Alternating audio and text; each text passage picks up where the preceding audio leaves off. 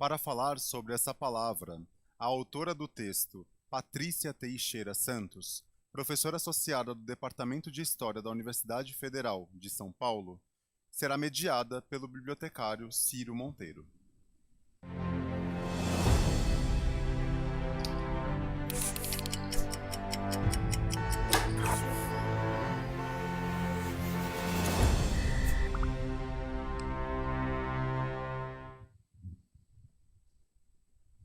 Muito boa noite a todas, todos e todos. Para mim é uma satisfação imensa conversar com essa gigante, que é a professora Patrícia Teixeira. Muita satisfação mesmo, professora, por toda a sua história, por tudo que você representa no mundo, história de luta. Muito prazeroso mesmo. E a gente vai conversar sobre uma palavra que é extremamente importante refletir sobre ela, principalmente sobre os impactos que causa no mundo, né?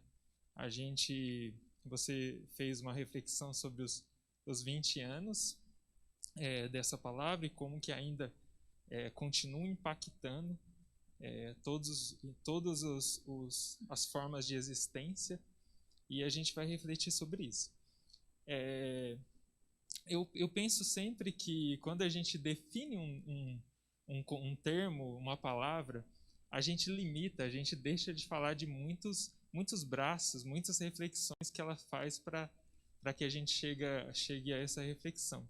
Então, como você tem um percurso imenso de reflexão num contexto pensando mesmo essas formas de violência, né? Tanto a intolerância religiosa, como esse pluralismo mesmo, né? Étnico, cultural, eu gostaria que você começasse falando um pouco sobre esse percurso, né? Essa trajetória de compreensão do movimento dos povos que você faz para escrever sobre intolerância. Para mim é uma alegria estar aqui com vocês, participar desse projeto. É uma noite realmente emocionante, é uma noite única, né? Cada noite, né, que a gente está aqui conversando e refletindo sobre as palavras, é uma noite especial, né? Então, nessa noite de hoje, contigo e com todos que estão nos assistindo, é fazer essa reflexão sobre a intolerância, né?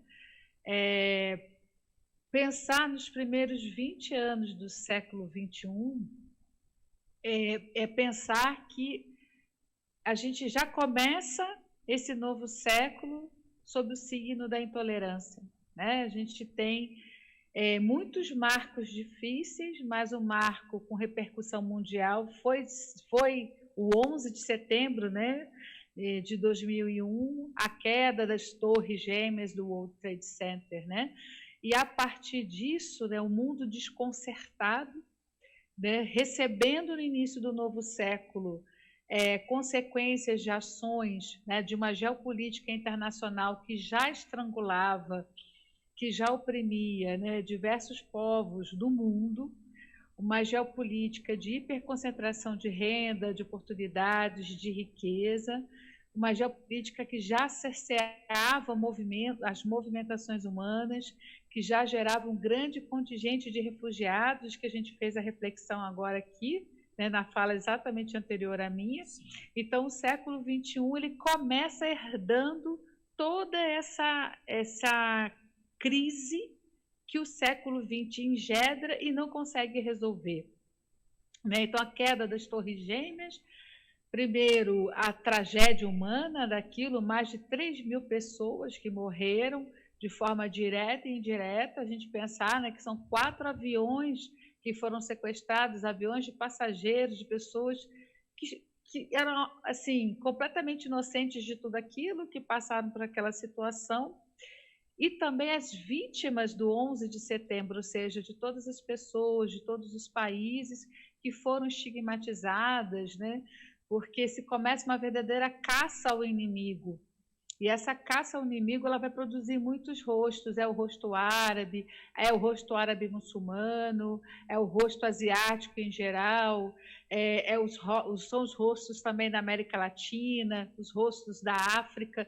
Então a gente começa a ver um acirramento dessa política de produção de migrações forçadas e de refúgio, né? Essas fronteiras que fecham, e não só as fronteiras físicas que fecham, mas as fronteiras ideológicas e as fronteiras do conhecimento, né? A gente vê assim uma verdadeira propagação de frases altamente preconceituosas, um aumento muito grande do racismo, né? E a intolerância como algo que vai percorrer todos os campos, né? Que marcam primeiro as vítimas do atentado, depois as vítimas das vítimas do atentado, né? Porque muitos daqueles que foram, no caso, né, as instituições políticas, né, norte-americanas que foram vítimas dos atentados começam a gerar vítimas por conta do atentado, né?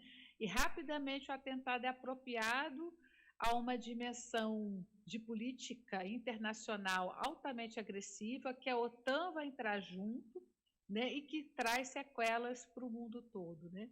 Então, desde o começo, a gente começa a perceber que o século XXI evidencia, junto com a intolerância, a fragilidade da tolerância. Até porque tudo que passa por tolerância já é frágil, né?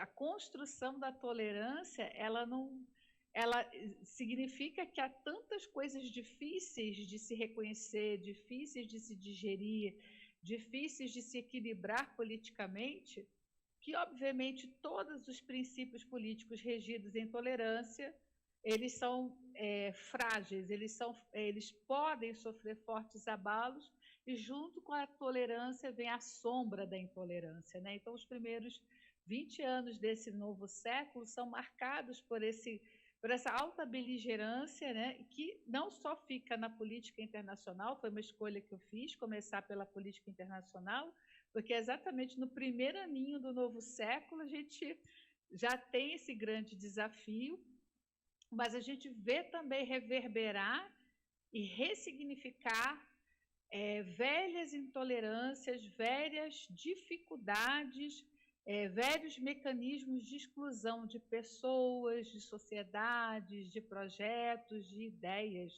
né?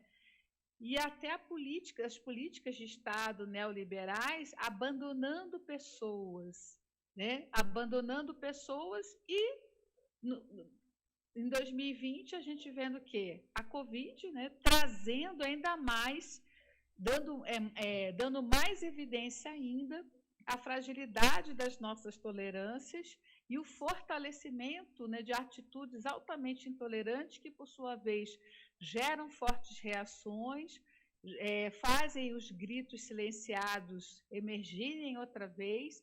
Então, a gente vê com muita força a denúncia aos racismos estruturais que marcam uma determinada história do Ocidente, uma determinada forma desse mundo se organizar, né? Se organizar mais excluindo do que incluindo, mas também a gente vê no meio dessa dor toda, eu escrevendo esse texto, né, observando várias dores acontecendo, foi muito forte e foi uma grande oportunidade de fazer reflexão sobre uma palavra difícil, né? Quando a palavra é bonita, a gente tem coisas bonitas para dizer, mas intolerância realmente é uma palavra muito complicada, né?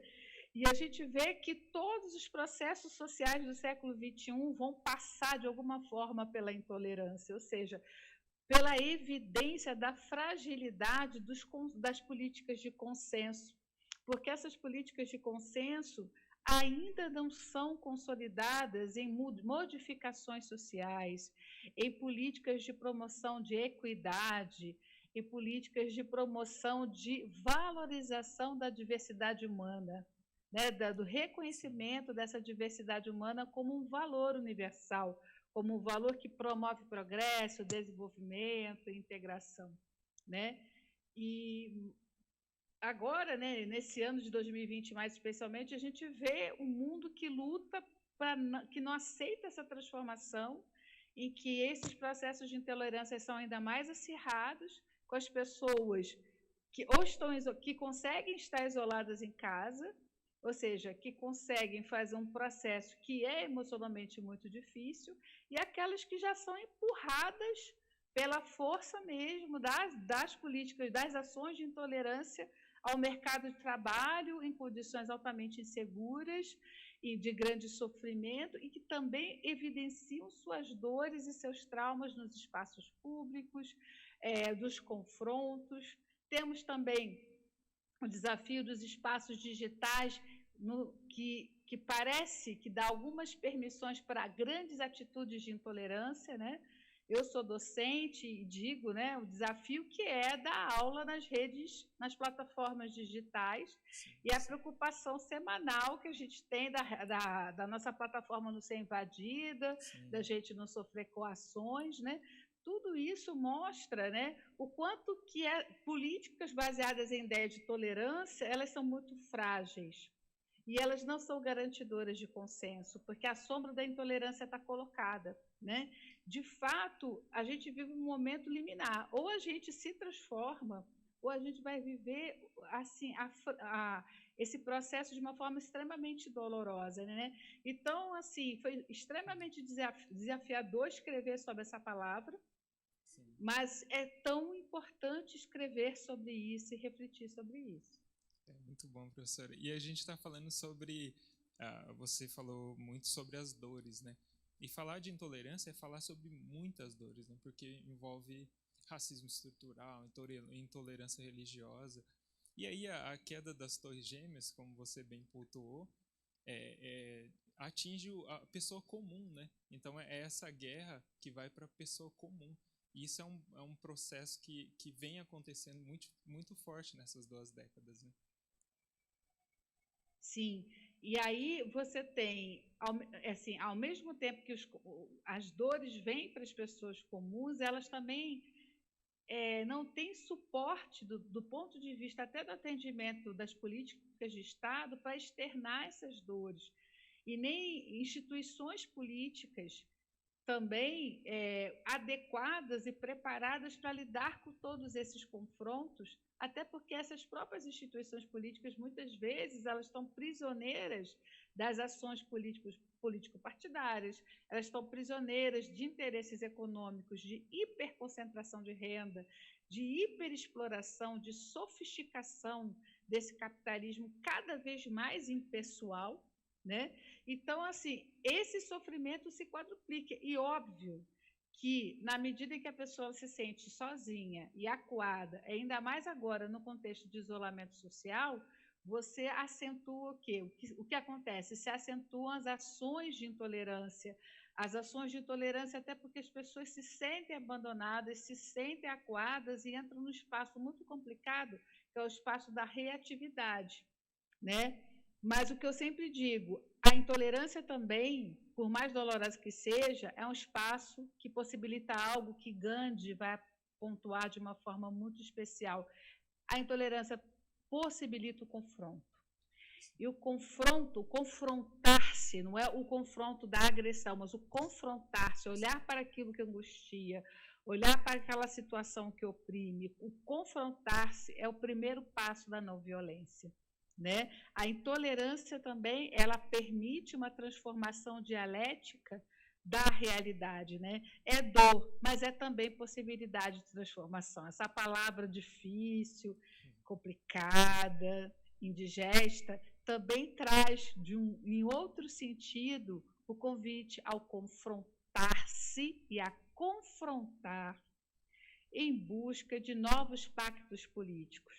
A gente hoje vive um momento político que favorece a essa busca dos novos pactos políticos, a rever os processos eleitorais, a se reposicionar, né?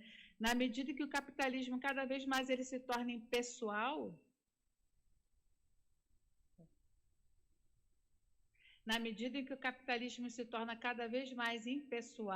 né?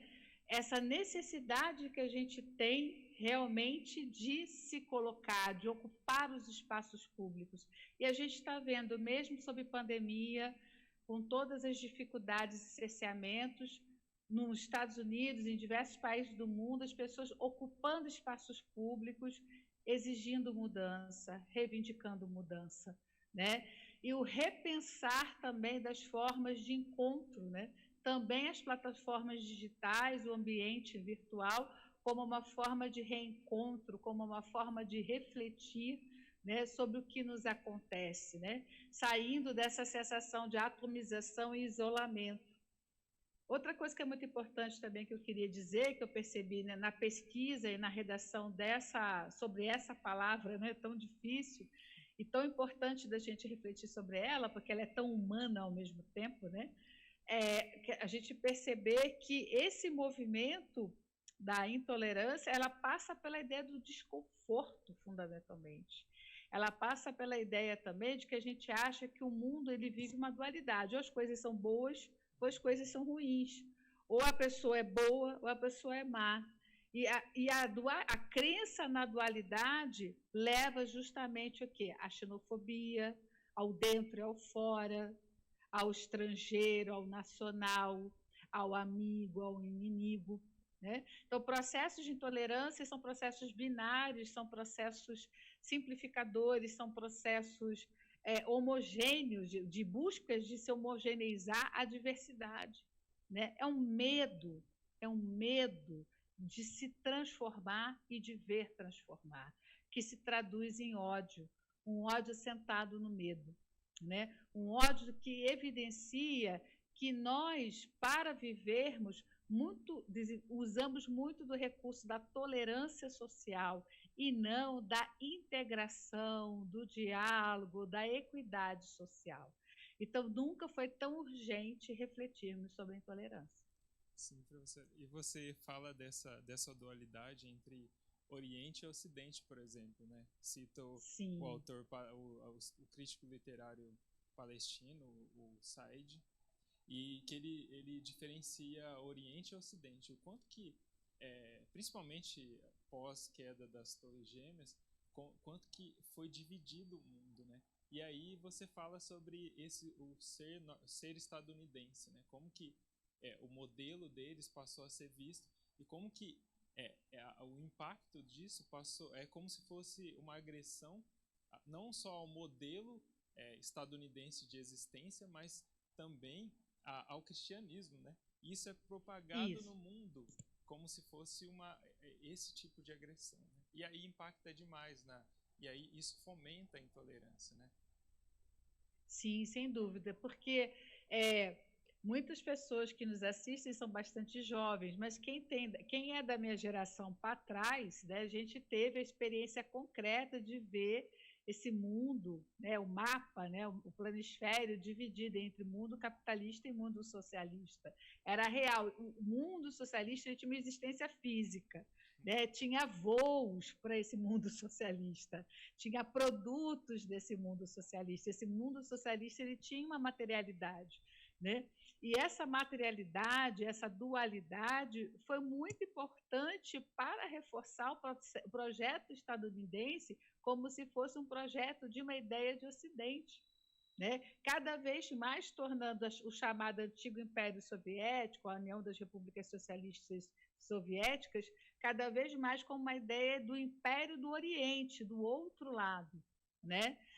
E se a gente remontar mais um pouquinho no início do século XX, né, a ideia de que existe um Ocidente industrial, um Ocidente civilizado, um Ocidente da ciência, e que tinha um Oriente que era controlado por um império doente, um império despótico, que era o antigo Império Otomano, né? Então, cai o Império Otomano, quem cada vez mais vai ganhar força como dentro dessa ideia de potência do Oriente vai ser a antiga, né, União das Repúblicas Socialistas Soviéticas. E com a queda da União Soviética, como se reforça a sua identidade se não tem um outro para se confrontar? O 11 de setembro traz um outro difuso, mas um outro que na política do pai e do filho Bush foi extremamente importante, né? Do pai Bush, a antiga política contra a União Soviética, e do filho Bush, sobretudo, né, a política desse inimigo difuso. Hoje é Osama Bin Laden, depois na época foi Osama Bin Laden, depois foi Saddam Hussein, depois esses rostos foram mudando. Aí você não tem mais a personificação do mal para uma sociedade profundamente cristã, protestante, com forte inclinação pentecostal como os Estados Unidos, não ter uma figura que encarne o mal é muito complicado para a construção dessa alteridade de política de Estado norte-americana, né? Então, esse muçulmano difuso, daí começa a se dizer, então, que o inimigo ele é um inimigo não na questão da rivalidade de um projeto político, ele é um inimigo fanático. E esse inimigo fanático, ele se expressa num campo que é a religião, né? Eu lembro, quando nessa época eu estava fazendo doutorado, né, do 11 de setembro, estava terminando o doutorado, eu lembro de um jovem que me procurou, professor, eu quero muito estudar com a senhora essa questão do terrorismo islâmico, inclusive eu já fichei o Corão. Eu brinquei com ele amorosamente, falei, então tá, então eu te sugiro você estudar... você fichar a Bíblia para entender o exército republicano irlandês. Aí ele riu. Falei, você entendeu? Nem eu devo ler a Bíblia para entender a história do IRA, nem você deve fichar o Corão para entender a política externa que está acontecendo nesse momento, né? Porque, na verdade, é assim, esse inimigo ele é construído a partir de ingredientes que possam torná-lo um ser uno e indivisível, e que invisibilize as pessoas, que torne visível a diversidade, que, por exemplo, obscureça a percepção de quantos muçulmanos que vivem nos Estados Unidos, de tantos muçulmanos que ajudaram a construir esse mundo ocidental. Esse ocidente é o que é, porque você tem a história de muçulmanos que construíram esse mundo. Hoje é uma religião de quase 1 bilhão de pessoas. Daqui a algum tempo pode até vir se tornar a maior religião monoteísta em número de adeptos no mundo todo.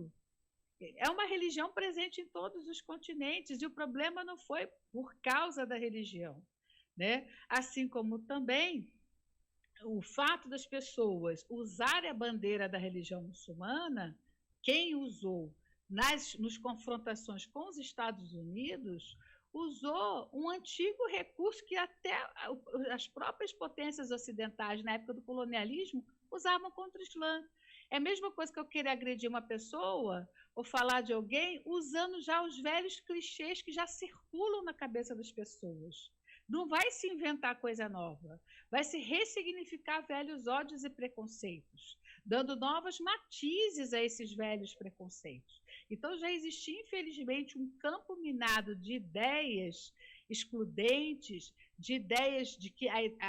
e de um princípio, a gente teve aqui também a apresentação da palavra identidade, que foi tão bonita e tão importante, né? E da ideia de que, no cenário geopolítico, a minha identidade ela é construída no ódio do projeto de agressão e aniquilação do outro. Mas isso é uma forma de se pensar a identidade. Existem múltiplas formas de pensar a identidade. A intolerância é um princípio de construção de política social, religiosa, humana, de se homogeneizar, de se personificar inimigos, né? O que enfraquece um princípio que é fundamental de mudança, que é o do confrontar-se. O confrontar-se é um ato de grande humildade e de coragem ao mesmo tempo. Que o confrontar-se é o se dar conta, é perceber que aquele modelo, aquele caminho, aquela perspectiva não responde, mais exclui do que inclui. E que a gente não vive sozinho, a gente vive num planeta, e que esse planeta tem vida, esse planeta é um organismo vivo, como nós também somos vivos. Então, assim, essa atual crise que a gente vive este ano evidencia o limite do planeta, da gente, das nossas projeções políticas, dos ódios e dessas frágeis políticas de tolerância, de um consenso muito frágil, né? É realmente um momento de profunda transformação, de profundo questionamento. Tanto é que as pessoas estão se degladiando internamente e umas com as outras por conta disso. Professora, e você fala também, você falou das sociedades homogêneas, né? E como que essa ideia de homogeneização, ela faz com que a gente anule a diversidade, né? A gente anule as outras formas de manifestações culturais e a diversidade da humanidade. Como que você vê isso e essa forma de violência, né? E como que as sociedades hegemônicas fazem esse movimento contínuo? Assim? A gente tem, nesses primeiros 20 anos do século XXI, vamos pegar um exemplo mais que a gente está conversando aqui. Por exemplo, as políticas de ajuda humanitária. Eu pesquiso muito o campo africano, né, das políticas sociais em África, história dos países africanos, né, mais recente. E se você observar quando e como se pensa política de ajuda humanitária, se pensa sempre em se fazer campanhas e ações. E até tem um professor brilhante, o professor Luiz Henrique Passador, o irmão dele esteve aí também conversando com a gente, que fez um estudo disso com relação às políticas de prevenção HIV em Moçambique. E ele e outros autores apontam isso, né? As políticas humanitárias, as políticas de saúde, elas são pensadas sempre em doenças que ameaçam o antigo chamado primeiro mundo, ou seja, doenças que podem se propagar por circulação de pessoas. Então, o HIV, as campanhas contra o HIV em África, elas são pensadas na chave de que essas pessoas podem vir a emigrar e a levar, né, e ajudar a aumentar o crescimento de infectados nessa chamada na Europa Ocidental, Estados Unidos e Canadá. Né? No entanto, as demandas das diversas sociedades africanas de saúde pública e de doença passam pela questão do HIV, como o mundo inteiro passa por isso, como hoje passa pela Covid, mas passam por outras chaves que não interessam as políticas humanitárias, por exemplo. Aí é um exemplo até do Luiz Passador. Em Moçambique, interessa muito localmente políticas de combate, de controle à propagação da malária. No entanto, isso não interessa as políticas internacionais de ajuda humanitária, porque até essas políticas salve a África, ajude a África, é sempre mantendo a África, infelizmente, subordinada aos países da OTAN, é sempre mantendo a África num local de subalternidade. A ajuda humanitária não é para promover o desenvolvimento, a ajuda humanitária é para manter o subdesenvolvimento. Isso tudo agora está entrando em colapso. A Covid está evidenciando, né? A Covid é como se fosse aquela caneta amarela que você passa no texto. Ela está evidenciando, porque eu sou antiga, né? Então estou lembrando aqui da canetinha amarela que a gente passava no texto. É aquela canetinha amarela, canetinha verde que a gente marca no texto, ou seja, se ela salta as nossas contradições aos olhos. Um fenômeno incrível que está acontecendo, especialmente esse ano,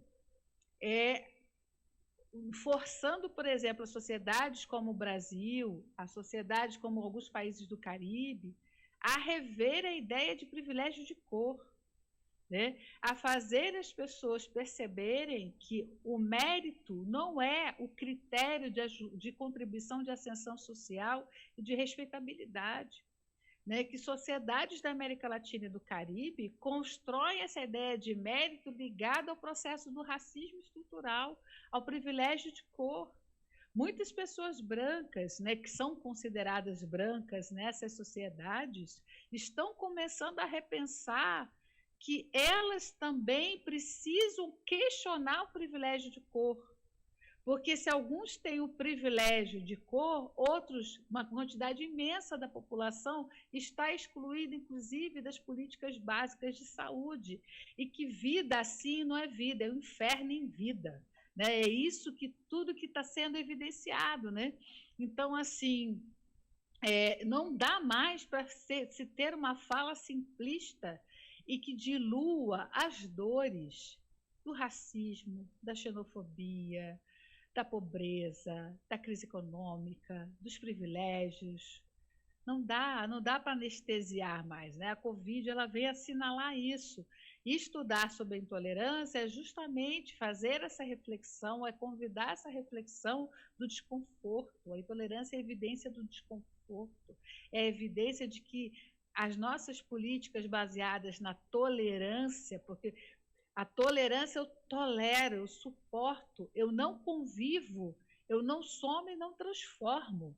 né? Então, assim, tudo que é baseado nessa ideia de uma tolerância, de uma administração do desconforto, necessariamente entra em crise. Professora, e essa questão que você tocou da gente ter que assumir o nosso racismo, a minha branquitude, o meu espaço de privilégio na sociedade, ele é nítido.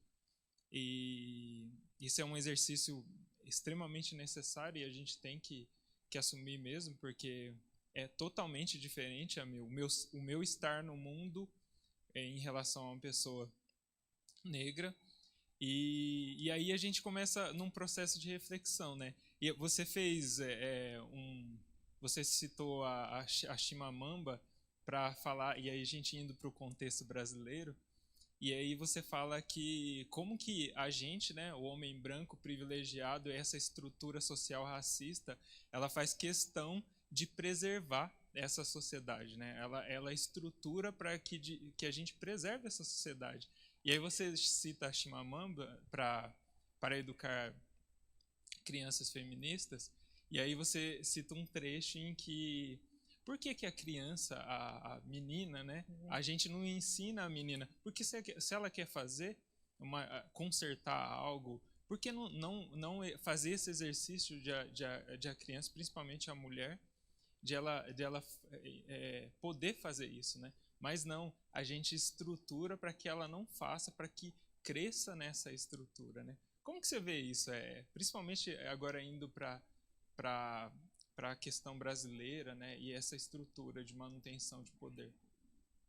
Através dessa reflexão, quando a gente olha sobre essa palavra intolerância, né, no percurso que eu sugeri, que eu propus para a gente conversar, e refletir sobre isso e que mais pessoas pensem e reflitam, né, a partir desse impulso que a gente está dando com todas essas palavras. Essas palavras são palavras para a gente fazer ecoar, para a gente realmente fazer a palavra, como dizem em algumas sociedades africanas baseadas, né, fortemente baseadas na oralidade, como a sociedade da África do Oeste, é fazer a palavra andar, né? Nosso papel é fazer a palavra andar. Quando a palavra anda, ela, como mais uma vez eu digo, ela convida a gente a se confrontar e confrontar com o outro, né? Confrontar o outro para que a gente transforme, né? Então, assim, o que a gente percebe em sociedades com um passado longo de história de escravidão, especialmente em sociedades da diáspora, nas sociedades das Américas e do Caribe, é que são sociedades que optam na construção social da história republicana em invisibilizar a cor e responsabilizar a principal força de trabalho que construiu a prosperidade, a sociedade e essas sociedades, culpabilizar essas pessoas, esses descendentes de africanos e de indígenas, culpabilizar do passado colonial que se quer esquecer, culpabilizar da ideia de atraso, culpabilizar da ideia de retrocesso, da ideia de primitivo, daquilo que não é evoluído. Né? Então, esses estados, essas repúblicas começam de uma forma muito excludente. Elas começam de uma forma e dentro de um princípio político de que o Estado é para alguns, não é para todos. Essa ideia do Estado não é para todos. E simplesmente deixa a largo qualquer discussão de ideia de reparação. E o século XXI, pelo menos na história social brasileira e de alguns países da América Latina, tiveram governos que resolveram mexer nisso, que tentaram mexer nesse pacto sombrio, nessa tolerância, né, em que esses que são excluídos podem até participar da vida social, mas de forma excludente, segregada, né, e de forma subalterna. As políticas de ação afirmativa, as políticas de cotas para as populações de descendentes de africanos e indígenas são a maior evidência de que foi um período que a sociedade brasileira procurou rever esse pacto republicano perverso que mais exclui do que inclui, porque não há paz em sociedade violenta, não há saúde em sociedade violenta. Por mais que você seja beneficiado por privilégios, você não tem vida, você não tem paz. Não tem progresso, não tem desenvolvimento econômico pleno. Se você tem atrás de si uma sombra, a sombra da miséria, a sombra da exclusão. Se você não consegue reconhecer que uma criança indígena e negra é uma criança como a sua criança é uma criança, né?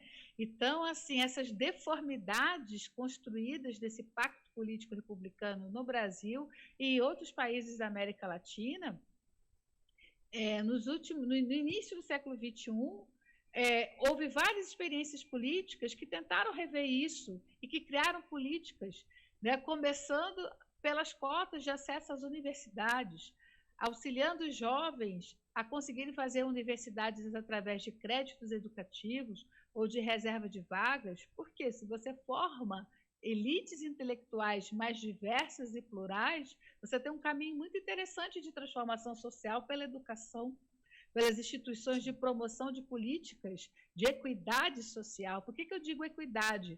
Porque é tanta desigualdade que não é que a gente vai ter a igualdade, mas se a gente reconhece as desigualdades e as diferenças e desenvolve políticas compensatórias e, posteriormente, ou junto com elas, políticas de promoção, a gente melhora o bem-estar geral, a gente amplia o pacto democrático, a gente envolve mais pessoas, a gente compromete mais as pessoas. Só que ainda na América Latina e em alguns países nesse contexto mais recente do século XXI, se acredita que é a fórmula autoritária que vai criar esse envolvimento, esse comprometimento.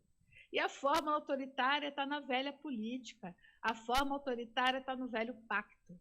Não está nessa ideia de que, ao promover equidade, eu comprometo mais as pessoas. Ao promover equidade, eu amplio a possibilidade de progresso, eu amplio a riqueza de um país.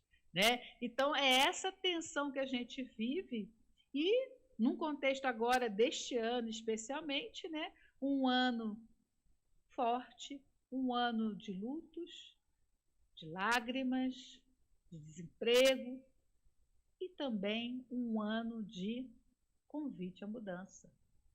Um ano de redescobertas de formas de solidariedade. Um ano de redescobertas de formas criativas de associativismo, de reflexão também. Né? A gente percebe que esse confronto da velha e da nova política se acirra porque é uma forma de construção de hierarquias e de benefícios de privilégio e que até não estão isolados só aqui no Brasil, está no mundo. Se a gente perceber recrudescimentos de movimentos neonazistas no mundo inteiro, isso também está sendo evidenciado por essa crise que o mundo inteiro, por essa enorme recessão que a gente está tendo. Mas eu digo, a intolerância é dura, mas a intolerância é um convite. Ela é um duro convite a gente se rever, a gente se confrontar. A intolerância é espaço de produção de dores, mas é também um espaço de produção de transformação, porque faz a gente questionar aquilo que a vida e as instituições e as relações não são para serem toleradas, são para serem plenamente vividas. Professora, e nesse contexto, né, de ausência de percepção de equidade, a gente tem um dado hoje, por exemplo, que saiu ontem do Núcleo de Violência da USP, de estudo sobre violência, de que 75% das pessoas assassinadas, das mulheres assassinadas no Brasil, são negras, né? E aí a gente entra também num contexto que eu gostaria que você falasse um pouco, que você escreveu sobre, a intolerância em relação às religiões de matriz africana, né? E o impacto e as formas de resistência que você fala também um pouquinho. Pois é, aí a gente, para falar das religiões de matriz africana, a gente tem que falar de como o Estado brasileiro e alguns estados do mundo se percebem. E eu não estou falando dos estados de maioria muçulmana, tá? Eu vou estar falando de experiências de estados cristãos. Por isso que a gente tem que se confrontar e confrontar a realidade, né? A gente tem uma herança política que vem de muito tempo, mas é muito mais forte no século XIX, de que um Estado-nação próspero ele é laico, no sentido do governo ser ocupado por representantes, no sentido da compreensão de que a religião é uma experiência que eu vivo no meu âmbito familiar. Existem várias religiões que podem ser vividas no seu âmbito familiar, mas o Estado é o cenário laico, regido por princípios públicos, da ideia de uma política pública. Só que o século XX dificilmente viu isso acontecer na prática. Na Primeira Guerra Mundial, evidenciou essa crise dessa ideia de um Estado laico, de um equilíbrio de representação de poder. A Segunda Guerra Mundial, além disso tudo, trouxe a questão colonial muito forte, né? De que para haver um Estado laico na Europa, você tinha que ter estados oprimidos, colonizados na África e na Ásia, né? E o fim da Segunda Guerra Mundial, esses povos da Ásia e da África dizendo assim, olha, a gente não vai pagar a conta mais do progresso de vocês. A gente não vai mais pagar a conta para vocês serem laicos, bonitos e modernos. Né? A gente quer todo mundo ser desenvolvido, a gente quer todo mundo ter autonomia política, a gente quer ser Estado pleno com cidadãos. E essa é a grande luta que vem desde a segunda metade do século XX. Né?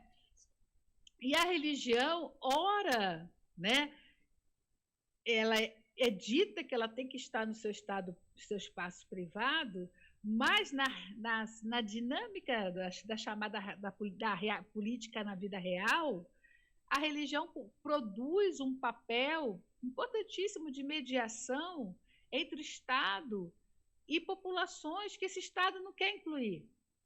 É muito mais fácil eu ajudar a missão do padre, vamos dar um exemplo aí, do padre Pedrinho, dando uma Kombi para o hospital do missionário, do que eu ir nas populações que são atendidas pelo missionário e, de fato, construir com elas uma política regional de saúde.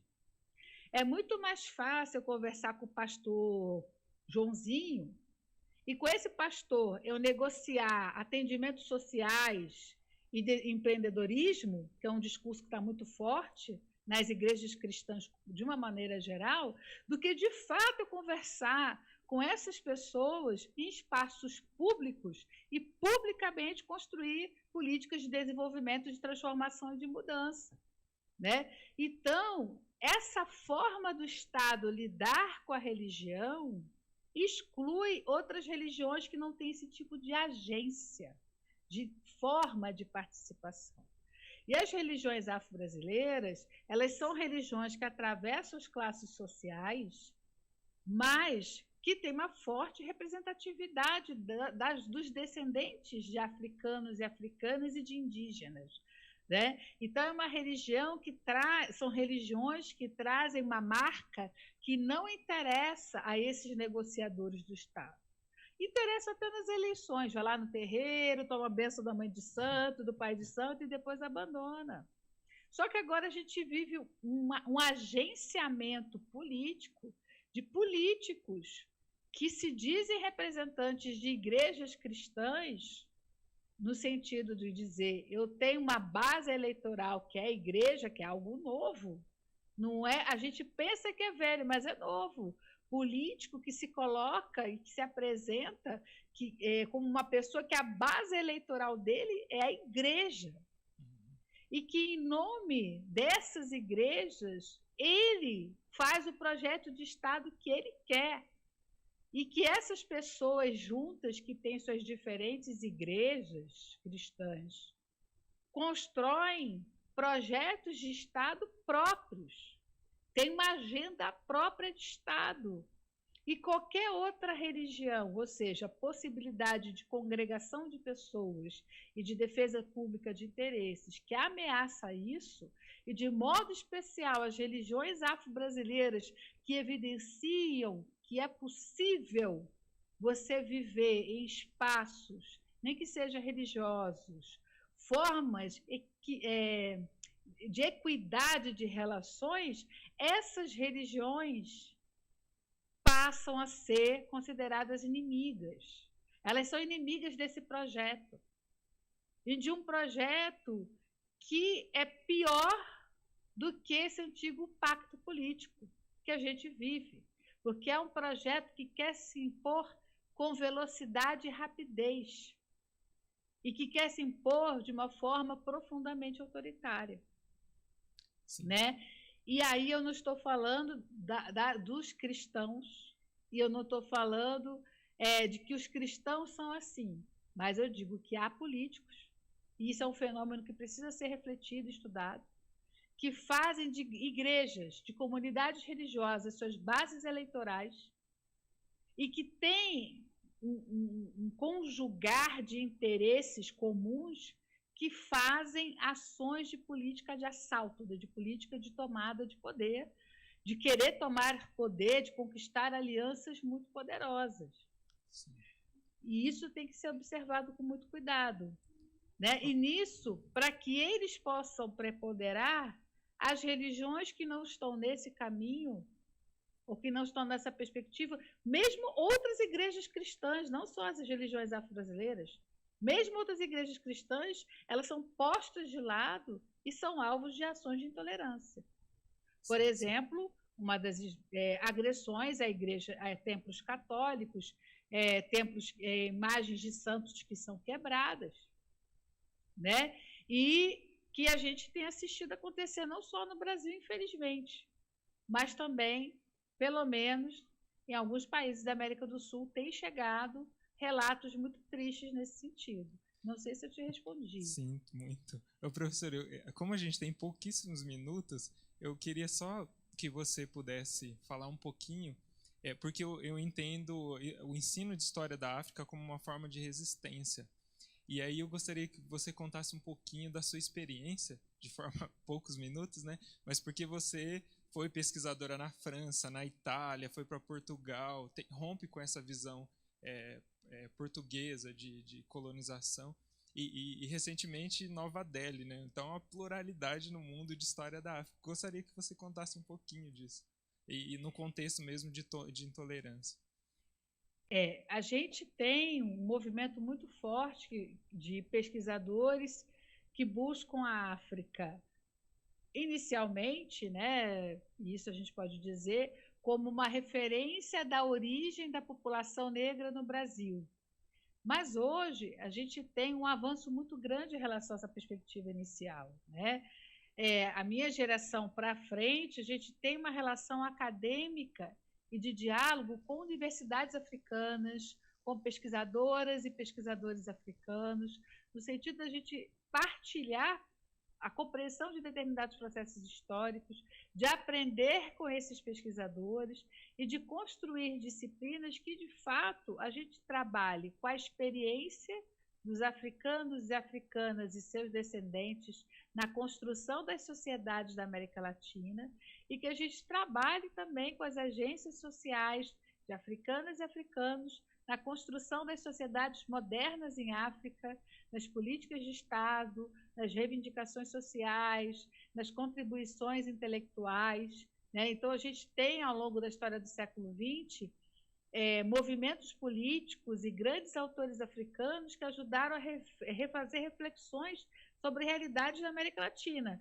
Um mais conhecido da grande população é o Nelson Mandela, porque as suas reflexões não foram só importantes para a gente da América Latina. As ações de Nelson Mandela e seu legado político foram importantes para o Ocidente. O mundo inteiro aprendeu com Nelson Mandela. E aprendeu também com outros grandes políticos, romancistas, intelectuais, africanos, que produziram uma forma intelectualizada de compreender a realidade e o mundo contemporâneo que são extremamente importantes para sociedades que não estão na África, que são olhares muito argutos e eruditos sobre a compreensão da função, dessa funcionalidade, dessa geopolítica que atua, e que trabalham com dilemas do espírito e do mundo moderno e científico que são altamente relevantes para sociedades que também, como em África, passaram pelo passado colonial, né? Tiveram passado, tiveram uma história marcada por longos processos de exploração e de existência de sociedades coloniais. Muito obrigado, professora. Eu gostaria de de encerrar agradecendo e falando como fez o maravilhoso Silvio Almeida, quando ele fala para você que você é uma pessoa cuja luta e trajetória no campo são conhecidas, uma figura importante na história da África, no Brasil e na história da África, fora do chamado mundo lusófono. Então, essa contribuição que você traz para a gente eu só tenho a agradecer desse contexto, dessa visão de intolerância. Muito obrigado mesmo, satisfação enorme em bater esse papo com você. Um prazer, obrigado. Eu me sinto muito feliz de ter podido fazer essa conversa contigo e quero parabenizar as professoras e toda a equipe que organizou esse projeto tão lindo. Hoje é uma noite muito especial. Infinitamente obrigada. Obrigado.